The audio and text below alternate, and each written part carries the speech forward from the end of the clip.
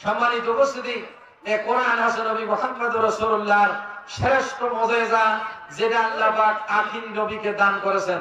জোরে বলি আলহামদুলিল্লাহ।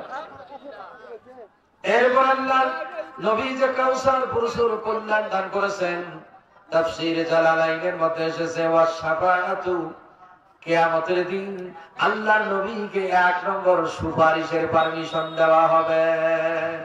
কি আলহামদুলিল্লাহ বলবেন না? হাদিসে বাবু শাফাআত, যারা কিতাব পড়তে পারেন মিশকাত শরীফে এসেছে। এখন বাংলাও পাওয়া যায়, আরবিও পাওয়া যায়। যারা আরবি পড়তে পারেন না, বাংলায় পড়বেন। বাবু শাফাআত, শাফাআত নামে অধ্যায় আছে। কিয়ামতের মাঠে সবাই বলবে ইয়া নাফসি ইয়া নাফসি, আজকে আমার কি হবে, আমার কি হবে। আখিরি নবী সেই দিন সেজদায় পড়ে যাবেন, সেজদায় দীর্ঘ সময় থাকবেন। আল্লাহ পাক বলবেন ইরফা রাসাকা, আপনার মাথা উত্তোলন করুন। হে নবী, আপনার আজকে কি চাওয়া পাওয়ার আছে, আপনার সুপারিশ আমি আল্লাহ কবুল করব। জোরে বলি সুবহানাল্লাহ। আখিরি নবীকে আল্লাহ পাক সুপারিশের পারমিশন দিবেন, তিনি সুপারিশ করবেন। আবার হাদিসে আল্লাহ রাসূল বলছেন ইয়াশফাউ সালাসাতুন আল আমবিয়াউ ওয়াল উলামাউ ওয়াশ শুহাদাউ, তিন শ্রেণীর ব্যক্তি কিয়ামতের মাঠে আল্লাহর দরবারে সুপারিশের পারমিশন পাবে। আল্লাহ তাদেরকে অনুমতি দিবেন, সুপারিশের অনুমতি। তবে আল্লাহ যাকে অনুমতি দিবেন তিনিই শুধু পাবেন, সুপারিশ আর কেউ পাবে না। যেটা আল্লাহ রাব্বুল আলামিন বলছেন ইয়াউমা ইয়াকুমুর রূহু ওয়াল মালাইকাতু সাফফান লা ইয়াতাকাল্লামুনা ইল্লা মান আযিনা লাহুর রাহমানু ওয়া ক্বালা সাওয়াবা। সেই দিন আল্লাহ পাক মানুষ এবং ফেরেশতা মণ্ডলীকে সারিবদ্ধভাবে আল্লাহর দরবারে সারিবদ্ধভাবে দণ্ডায়মান করবেন। একটা মানুষও কথা বলার সাহস পাবে না, আল্লাহ যাকে অনুমতি দিবেন। আবার আল্লাহ বলছেন মান যাল্লাযী ইয়াশফাউ ইনদাহু ইল্লা বিইজনি, সেই দিন আল্লাহর দরবারে কেউ সুপারিশের পারমিশন পাবে না, আল্লাহ যাকে অনুমতি দিবেন তিনি ব্যতীত। এই অনুমতি প্রাপ্ত তিন শ্রেণীর ব্যক্তি হাদিসে আল্লাহর নবী বলছেন আম্বিয়াউ ওয়াল উলামাউ ওয়াশ শুহাদা, আম্বিয়াগণ সুপারিশ করবেন। এই সমস্ত আম্বিয়া রাসূলুল্লাহর মধ্যে নবী মুহাম্মদুর রাসূলুল্লাহ সেই দিন হবে শাফায়েতের কান্ডারি। জোরে বলি সুবহানাল্লাহ। ইয়া মুহাম্মদ মুস্তাফা নবী সাল্লু আলা, ইয়া মুহাম্মদ মুস্তাফা নবী সাল্লু আলা শাফায়াতের কান্ডারি ইয়া রাসূলুল্লাহ, শাফায়াতের কান্ডারি রাসূলুল্লাহ, শাফায়াতের কান্ডারি রাসূলুল্লাহ। তিনি সেই আখিরি নবী, তিনি হবেন সেই দিন সুপারিশের একমাত্র পারমিশন পাওয়া ব্যক্তি। আল্লাহ রাব্বুল আলামিন বলছেন হে রাসূল, আমি আপনাকে সুপারিশ করার পারমিশন দান করব। জোরে বলি সুবহানাল্লাহ। এরপরে হাদিসে এসেছে যে তাফসীরে জালালাইনে বলছেন আহলু মানে আরো অনেক কিছু।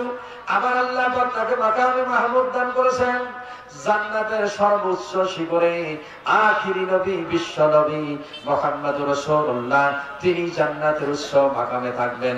তেনার চাইতে উচ্চ মাকামে আর কেউ জান্নাতে থাকবে না, কেউ জান্নাতে যাবে না। আল্লাহ রাব্বুল আলামিন বলছেন হে রাসূল, আমি আপনাকে মাকামে মাহমুদ দান করেছি। আবার হাদিসে এসেছে কাউসার দেওয়ার মধ্যে আল্লাহর নবীকে মেরাজ করাইছেন, যে মেরাজ আল্লাহর নবী আল্লাহ রাব্বুল আলামিনের সঙ্গে কথোপকথন করেছেন, একান্ত সান্নিধ্যে তার সঙ্গে দেখা করেছেন আল্লাহ রাব্বুল আলামিনের সঙ্গে নবী মুহাম্মদুর রাসূলুল্লাহ সাল্লাল্লাহু আলাইহি ওয়াসাল্লাম।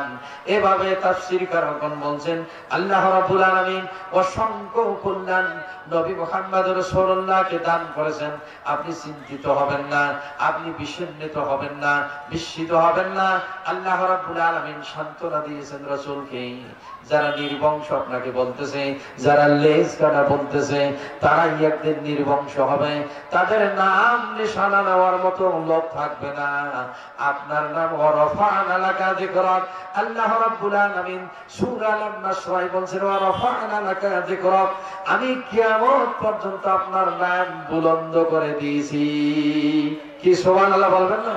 ওয়ারাফা'না লাকা যিকরাক, দেখবেন আজানে আল্লাহর নবীর নাম, যেখানেই যাইবেন আল্লাহর আপনি তাশাহুদ পড়েন, আল্লাহর নবীর সঙ্গে আল্লাহর সঙ্গে রাসূলের নাম, আজানে আল্লাহর সঙ্গে রাসূলের নাম, সর্ব জায়গায় আল্লাহ রাব্বুল আলামিন তার নামের সঙ্গে নবী মুহাম্মদুর রাসূলুল্লাহর নামকে লিখে দিয়েছেন।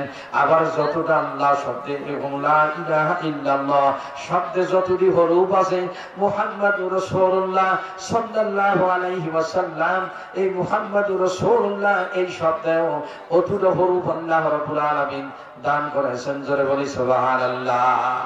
আল্লাহ বলছেন ওয়া রাফা'না লাকা যিকরাক, হে রাসূল আমি আপনার মর্যাদাকে বুলন্দ করেছি, উন্নত করেছি, এরকম আর কাউকে আমি করি নাই।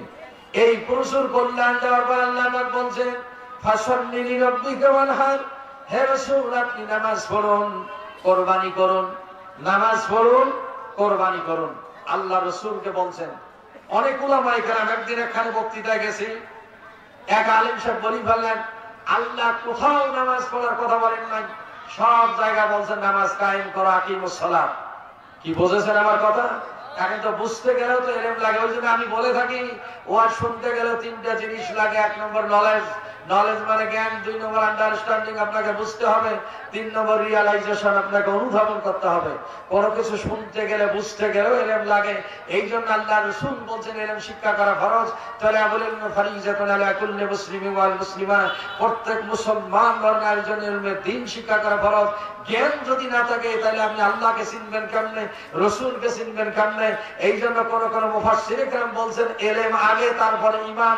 যেহেতু আল্লাহ পাক কোরআনে বলছেন ইকরা বিসমি রাব্বিকাল্লাযী খালাক, তুমি শেখো, তুমি পড়ো। ইকরা আল্লাহ পাক সর্বপ্রথম যে অর্ডার করেছেন, সর্বপ্রথম যে আয়াত নাযিল হয়েছে ইকরা, তুমি পড়ো, পাঠ করো। এই জন্য জ্ঞান অর্জন করা ফরজ। নিজেরা ইলম শিখতে হবে, সন্তান সন্ততিকে জ্ঞান দান করা। কি বুঝেছেন কথা?